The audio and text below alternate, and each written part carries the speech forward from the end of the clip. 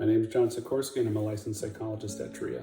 I had a patient ask the question, if I can't get together with my family during this holiday, does it even matter? If I don't get together with grandpa and grandma and my aunts and uncles, brothers and sisters, is it even worth celebrating?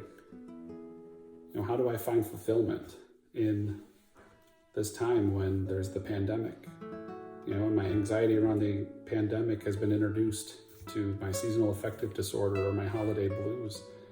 And a lot of people are just really struggling with this whole concept right now. And it's hard when we have this kind of mental notion that fulfillment only comes when we do these big gatherings. I'll be able to reach out to my family once we get together, or I'll be able to love on people once we can get together and we can be present and we can hug and all of that. And anything short of that is pointless. And in reality, if we want to try to find true fulfillment during this holiday season, it's going to come in the day in and day out interactions that we have with others. Can we live a life that matters, being supports for one another, pouring into one another, and being able to receive that? And there are different types of support that we can do that help us overcome those holiday blues and that general malaise. And granted, it is difficult, insanely difficult, to pour from an empty bucket. And sometimes we just have these rules where we're like, well, I can't do that until someone reaches out to me, or I can't do that until I get together, or until I have a break. And in reality, we'll be more motivated. The more we give, the more we pour out, the more apt we are to receive, and the more motivated we are, and the more fulfilled we are in our relationships. And there's different types of support that I just want to quickly touch on. Number one is just tangible support. During this holiday time, there are plenty of people that have lost their jobs. Their unemployment's running out. They have a family member who's sick. And this holiday time right now is like, it feels impossible. What do we have to be thankful for? What do we have to give for gifts? Being able to be a tangible support for someone is like, hey, I'll buy your groceries. I'll help you with gifts. I'll mow your lawn. I'll shovel your driveway. Being the hands and feet for other people can be incredibly meaningful. There's belongingness support. During this time in the holidays, it's not always easy for everyone. Outside of the pandemic, there are a lot of people where, the holiday times is a time of remembering trauma. It's a time of remembering loss. It's a time of remembering disappointment. And now we have a lot of people that are looking around the tables, and they're empty because of the pandemic, or for a lot of people, they've lost someone this year, not just from COVID, but just life in general. And it's tough.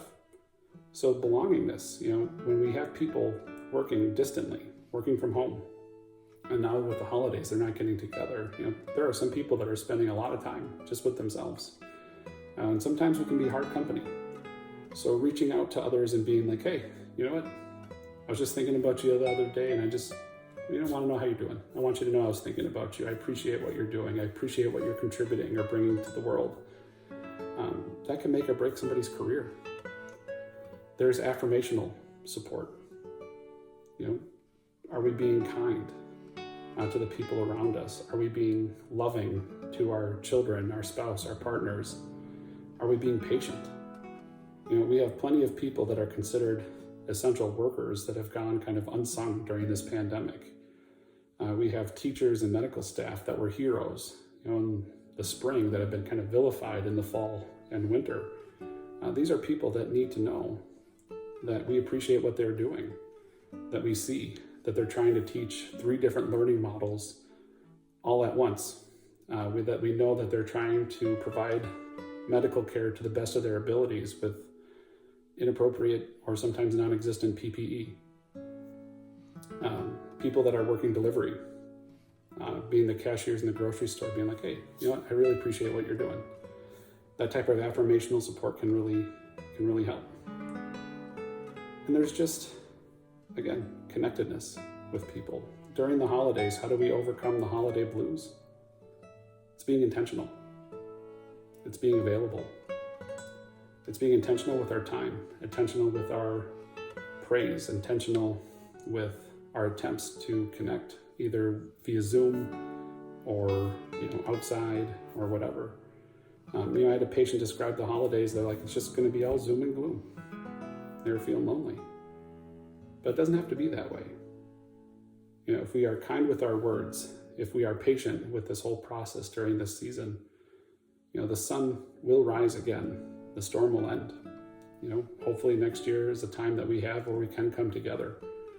But if we can weather it together and sustain each other by reaching out, kind of being that hands and feet and building connectedness, day in and day out, and trying to live those lives that matter, we can all get through this. So I would just encourage you that if you have a need, let somebody know. If you're someone who has abundance, be able to pour out. Try to take that step and don't wait until these big opportunities come to let someone know that you care about them, to let someone know that you're thinking about them, or to bless and pour into somebody else. Because ultimately, yes, we're all in the same storm, but we're faring it all differently. And we all get a turn where we need support or we can provide support. I would just encourage you during this time to see if we can pour from those buckets just a little bit and start living and fostering a life that matters.